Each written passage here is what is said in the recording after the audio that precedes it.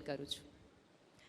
આદરણીય બા બાપુજી, બાનો પરિચય તો મને કાલે સવિશેષ થયો, કારણ કે મારે ને બાને બંનેને પલળવું નહોતું, એટલે હું બાની વાતોથી વધુ પલળી.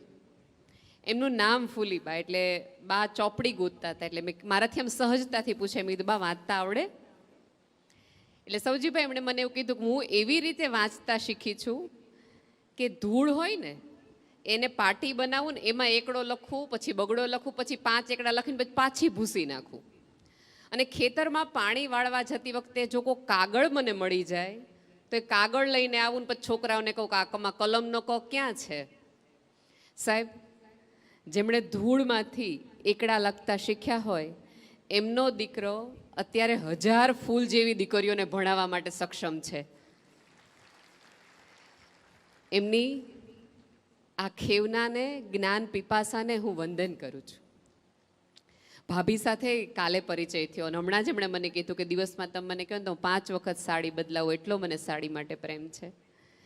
પણ સૌજીભાઈ માટેની વાતો સાંભળતા સાંભળતા એમની કડક સાડીમાંથી આંખમાંથી ભીનાશ નીકળી.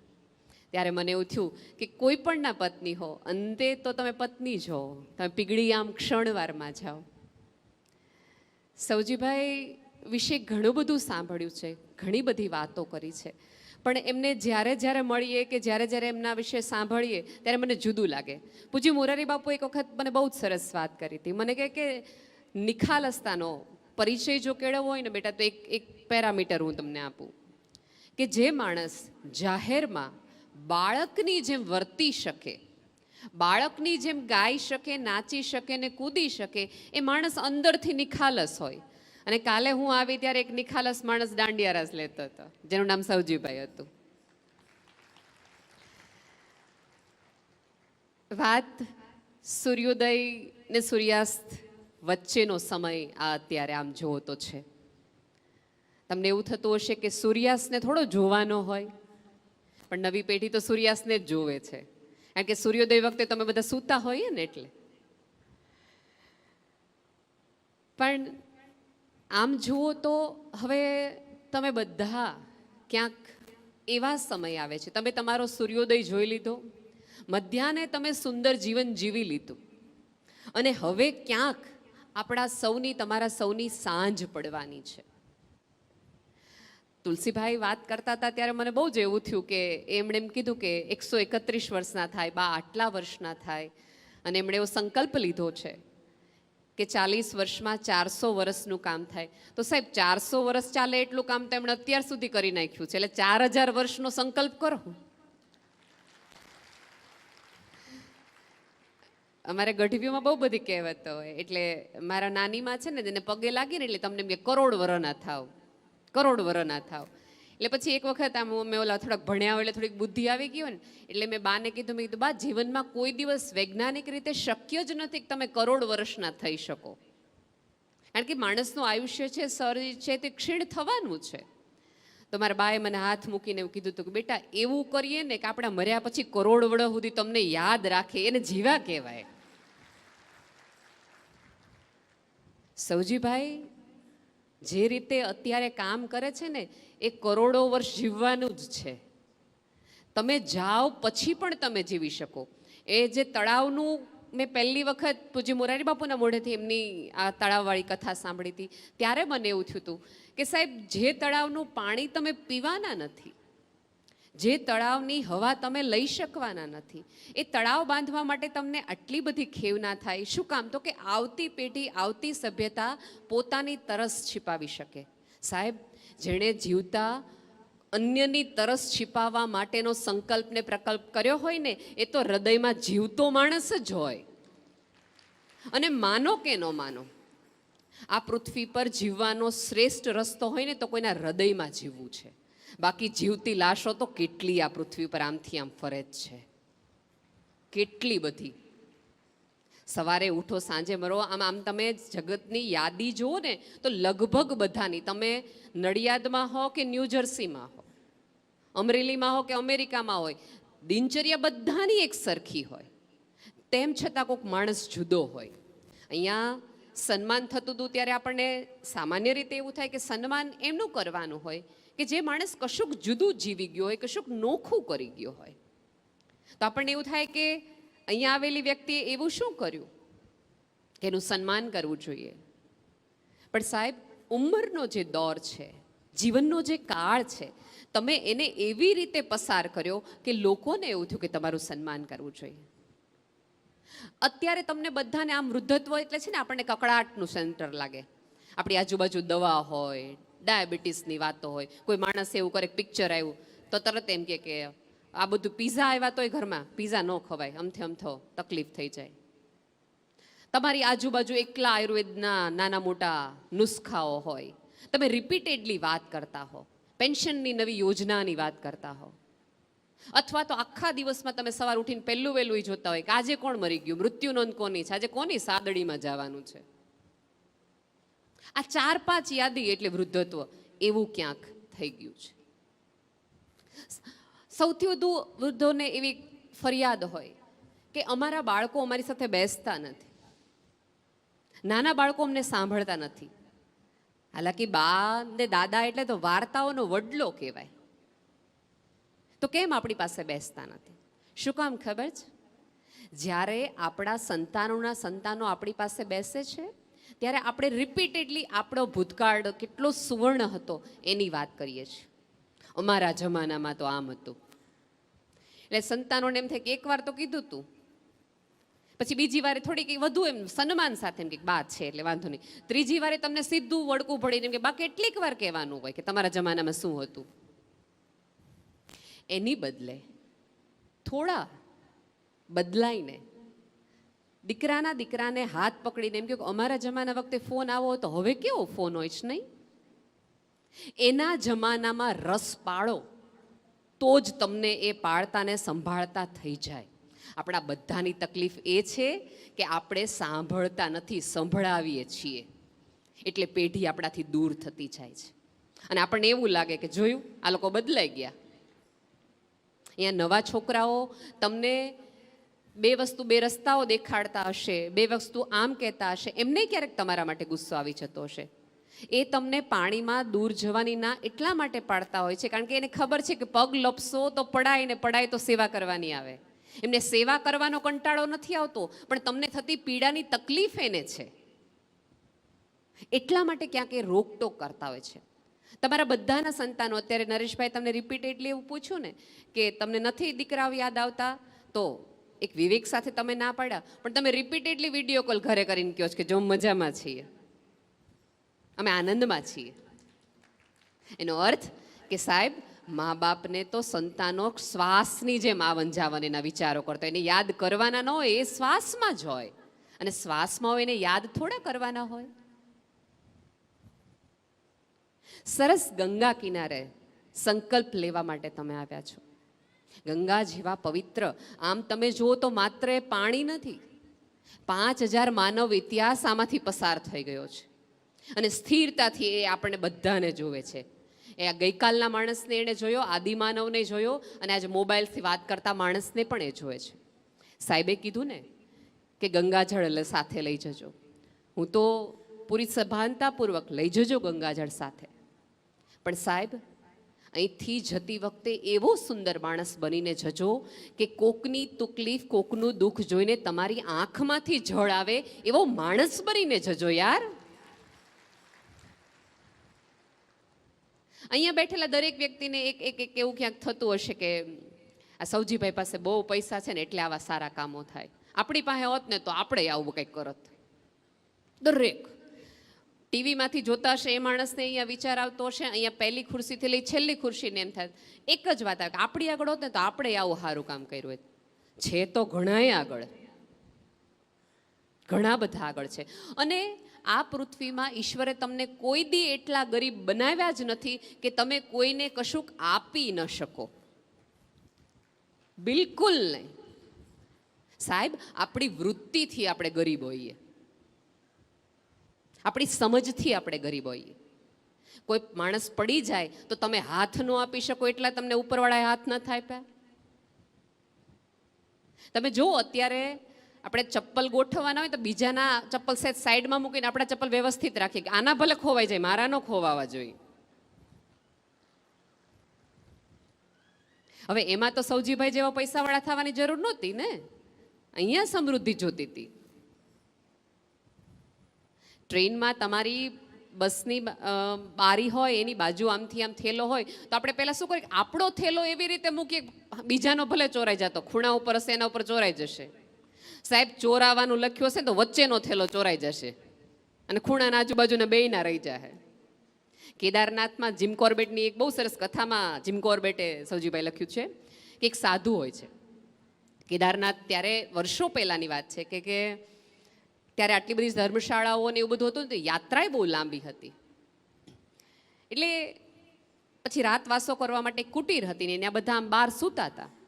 અને ત્યારે મેન બહુ જ એવા વાઘ આવતા કે જે માણસને ખાઈ જતા હતા. એટલે ઓલા સાધુ એમ કીધું કે બધા સાચવી કારવીને રહેજો, બહેનો બધી અંદર સૂશે અને ભાઈઓ બધા બહાર ઓટલા ઉપર આમ સૂવાનું રાખશે. એટલે 2-3 સાધુ જે હતા એણે એમ કીધું કે આ હું વચ્ચે સૂઈ શકી, હું વચ્ચે વચ્ચે વચ્ચે.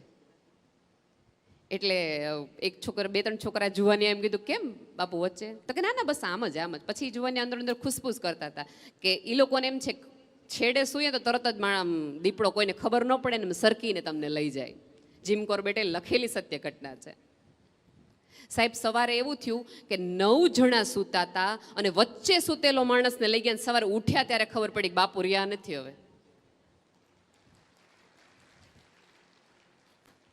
લઈ જવાનું, ગુમાવી જવાનું જો તમે અહીંયા લખાવીને લાવ્યા હો ને દોસ્ત, તો જગતમાં કોઈ સત્તા એવી બની નથી તમે મારાને તમારાથી છુપાવી શકો. જે ઉપર સીસીટીવી કેમેરા લગાવ્યા ને ત્યાંથી છુપાવવાનું તો બન્યું જ નથી, શક્ય જ નથી. કેમ એમને તમને કેમ ગંગા કિનારે લાવવાનો જ વિચાર આવ્યો? એમને તો વિશ્વના કેટલા બધા દેશોમાં ભારત તમને ઈચ્છે ત્યાં બતાવી શકે એમ છે, પણ એ ઈચ્છે છે કે આ કિનારો એવો છે કે જે માણસને બદલાવી નાખવાની ક્ષમતા રાખે છે. આ પાણી માત્ર નાહવા માટે નથી, બદલાવવા માટે છે દોસ્ત. મને જ્યારે જ્યારે કોઈ એવું કહે ને કે ગંગામાં તમે નાહો તો તમારા પાપ ધોવાય, ત્યારે મને હંમેશા એક એવો વિચાર આવે કે ધોવાતા હશે, શાસ્ત્રોમાં લખેલી આજ સુધીની કોઈ વાક્ય ખોટું નથી હોતું. પણ એકચ્યુઅલી પાપ કયા ધોવાના છે ખબર છે? ડૂબકી લ્યો ને ત્યારે તમારી અંદર કેટલા બધા ખુલાસા તમારે તમારી જાત સાથે કરવાના કે ઓલા માણસ સાથે ખોટું થઈ ગયું હતું, ઓલાને ખોટી રીતે મેં હેરાન કર્યો હતો. અને કેટલી બધી એવી મનની ગાંઠો હશે કે તમે અત્યારે અહીંયા સરેરાશ ઉંમર 60 વર્ષની હશે, 45 વર્ષે તમને કોઈક માણસે એક વાક્ય કહી દીધું હશે તમારા સગામાંથી, અને વાક્ય હજી તમે ગાંઠ મારીને બેઠા છો. હજી એ માણસને તમે મળો ત્યારે એ જ રીતે બોલું, તે દી તે મને કેવું કીધું તું, જોઈ લેજે. હવે જૂના ચશ્માથી જ સાહેબ ગંગા કિનારે આવ્યા છો તો એવી બધી ગાંઠ ખોલીને જજો. અમથી એકાદ ગાંઠ તમને એકાદ ફેરો લેવડાવશે ને એકાદ જન્મ લેવડાવશે. ગાંઠ ખોલી નાખો. ડૂબકી લ્યો ને ત્યારે અંદર જવાનું હોય અને ક્ષણવાર માટે તમને મૂંઝારો થાય અને તરત તમે બહાર આવી જાઓ. અહીંયા આંખ બંધ કરો, ધ્યાન કરો, ત્યારે તમને વિચાર શું કામ આવે છે ખબર છે? મન ઓલું ઉકળી પડે છે, તમારી અંદરથી પ્રશ્નો આવે છે. અને સાહેબ, આપણે આપણી જાતને 62 વર્ષે એવું બનાવી ન શક્યા કે આપણે આપણી સાથે જ રહી શકીએ. એ તો કેવું કહેવાય? અહીંયા નરેશભાઈ વારે ઘડીએ રિપીટેડલી બેઠા હતા કે પતિ પત્ની સાથે બેસજો, પતિ પત્ની સાથે બેસજો. કાલ સૌજીભાઈ મને સરસ વાત કરી, મને તો એટલી બધી વાત કરી, મને તો મને રાત્રે જ હું ફેસબુક ઉપર આ ઘટના લખી નાખું. મેં કીધું ના તો વિસ્તારથી લખવા જેવી વાત છે. એ કે નેહલબેન, અમે 60-62 વર્ષે તે પતિએ પત્નીને હગ નહોતો કર્યો, વાલ નહોતો કર્યો, એટલે અમે એને કીધું કે વાલ કરો. મને કોઈ દી નથી સમજાણું કે આપણી પત્નીને પ્રેમ કરવામાં શરમ છે નહીં આવે. કોકની હોય તો આપણે વિચાર આવવો જોઈએ કે કોકનીને પૂછીએ તકલીફ થાય, ધોટા ધીંગાણા થાય. પોતાની પત્નીને પ્રેમ કરવા માટે આટલી બધી શરમ છે નહીં. તમે જો 2 માણસ ઝઘડતા હોય ને, અહીંયા ગંગા કિનારે 2 જણા ઝઘડતા હોય તો આપણે 4 જણા ટોળું વળીને જોવા જાય અને સહેજે આપણને તકલીફ ન થાય, એનું ઝઘડવું ન થાય. કદાચ મારામારી થાય તો આપણે એમ કંઈક દાદા બહુ ગુસ્સાવાળા લાગે છે, પણ દાદાએ જો દાદીનો હાથ પકડ્યો હોય તો આપણે સહેજે આ ઉંમરે છૂટ્યું નહીં હો હજી. અને આવું સાંભળો ને ત્યારે એવા વ્યક્તિઓને બહુ પ્રેમથી કહેવું જોઈએ કે દોસ્ત, જીવનમાં એવું જીવ્યું હોય ને કે હાથમાંથી કશું છૂટે જ નહીં. આ પૃથ્વી પર છોડવા જેવું કશું છે જ નહીં. હા, આપણને પકડવાની એ બધી ના છે. મોક્ષ માટે આપણને એવું કીધું છે કે તમે જેટલું છોડશો એટલું. મોહ છોડવાનું કીધું, તો વસ્તુઓ, વ્યક્તિઓ, સંબંધો છોડવાનું કીધું જ નથી. અને અમુક લોકો મોહની વાત કરે ને તો મને એમ થાય કે યાર, તમે બે ખવાર હાનનું તમાકુ નથી છોડી શકતા, મોહમાં યા હું છોડી શકવાના હતા?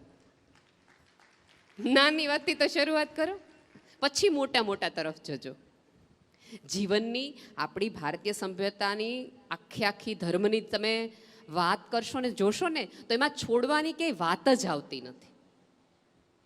બધું એવી રીતે કરવાનું છે, એવી રીતે કરીને પસાર થવાનું છે કે તમને પાછું વળીને જોતી વખતે વસ્તુનો મોહ માયા ન થાય, એવી રીતે કરીને નીકળવાનું છે. પણ આપણને બધાને મન ન બોલાયો, મન ન કીધું. સૌથી વધુ આપણને કોઈની નજીક જતું રોકતું હોય તો સામેવાળાનો વ્યવહાર નહીં, આપણો અહમ આપણને રોકે છે. તમે સૌજીભાઈ પાસેથી બીજું કાંઈ ન શીખો ને તો કાંઈ નહીં, પણ સરળતા તો શીખજો જ. કોઈ પણની સાથે વાત કરતા હોય તો તમને નજરથી એમ તમને કહી દે કે મેં તમને નોટિસ કર્યા. તમે જો, એમની પાસે એક વિશિષ્ટ એવી કલા છે કે બધાની વચ્ચે તે દરેકના પોતાના સૌજીભાઈ છે. એ જ્યારે પણ તમને મળે છે ત્યારે તમને એક સ્પેશિયલ ફિલિંગ કરાવડાવે છે. બાકી એ સવાર સાંજ એ તમે જે જમો છો એ જ અત્યારે તો જમે છે. જો તમે એમ કહેતા હોય અનેવા ઓડકાર તો લ્યો, હવે ઓડકાર એમના જેવા થોડાક તો લ્યો. 7 દિવસથી લ્યો તો નથી. સાચું કહું કાકા? કેમ આપણાથી એ થતું નથી? વૃદ્ધત્વની મારી સાદી વ્યાખ્યા છે, તમે કામ કરવાનું બંધ કરો ને એટલે તમે વૃદ્ધ થાવ. વૃદ્ધ થાવ એટલે કામ કરવાનું બંધ કરી નાખવાનું એવી જરાય જરૂરી નથી, જરાય નહીં. અમિતાભ, નરેન્દ્ર મોદી, સૌજીભાઈ ઉંમર જોઈ લ્યો. આપણા જેટલા જ કલાકો મળે છે, આપણા જેટલું જ જીવે છે, બેશુમાર જીવે છે. સાહેબ, જે દિવસે તમે બીજા માટે જીવવાનું શરૂ કરી દો ને પછી તમારા કામ ઉપરવાળો જ કરે. પછી એ તમારા સ્વાસ્થ્યનું ધ્યાન એ રાખે. 100% ગૌરીભાભી જમતી વખતે ધ્યાન રાખતા જ હશે જમવાનું, પણ અમુક ધ્યાન એ રાખે. તમે કોકનું રાખો તે તમારું રાખે, એ સાદી દલીલ છે. મને બહુ જ આનંદ છે, કારણ કે સૌથી વધુ મહત્વનું મારી માટે એ લોકો છે કે જેમને એમણે સરસ વાક્યો કીધા છે કે આને શ્રવણ અમે કહીએ છીએ, આને અમે રાધા કૃષ્ણ કહીએ છીએ. ક્યાંક ને ક્યાંક જેમને સંતાનો નથી એમને સૌથી વધુ પીડા હશે, અફસોસ હશે, ક્યાંક ફરિયાદ પણ ઈશ્વર સાથે હશે કે બધાને બધું દીધું, અમને બધું જ આપ્યું, તે અમને આ ન આપ્યું. પણ જેમને સંતાનો નથી ને એમને હું 2 હાથ જોડીને એક રિક્વેસ્ટ કરવા માગું છું કે ઈશ્વરનો એ રીતે હવે આભાર માનતા થાવ, કારણ કે તમને એ નાની જવાબદારી નહીં પણ વિશ્વની મોટી જવાબદારી માટે તમને મોકલી રહ્યા છે કે તમે એક સંતાનો નહીં, તમારી આજુબાજુના બીજા 100 સંતાનોને પોતાના સંતાનો કરો. સાહેબ, એક બાળક દત્તક લેવું ને એ બહુ મોટી ઘટના નથી, પણ એક વિચારને, એક કાર્યને, એક સમજને દત્તક લેવી એ મોટી વસ્તુ છે. એ તમારા વર્ષો પછી પણ ચાલે. મારે સંતાનો નથી પણ 220 મંદબુદ્ધિ દીકરા દીકરીઓને મેં દત્તક લીધા છે. હું જ્યારે પણ એમની વાત કરું છું ત્યારે એમ કહું મારા છોકરા આમ, મારા છોકરાઓ આમ. અને જેમને સંતાનો છે એમને ખરેખર સ્વર્ગની સીડી મળી ગઈ છે એવું કાંઈ નથી. એમને એમના સંતાનોથી ફરિયાદ તો છે જ. તમે એકબીજાના સંતાન બનો, તમે એકબીજાનો આધાર બનો, તમે એકબીજા માટે એવી લાગણી રાખો. અને જગતનું એક પણ બાળક જો તમારું બાળક હોય એ રીતે માથે હાથ ફેરવો. જ્યારે પણ સાહેબ જગત માટે પ્રાર્થના કરી શકવાની ક્ષમતા તમારામાં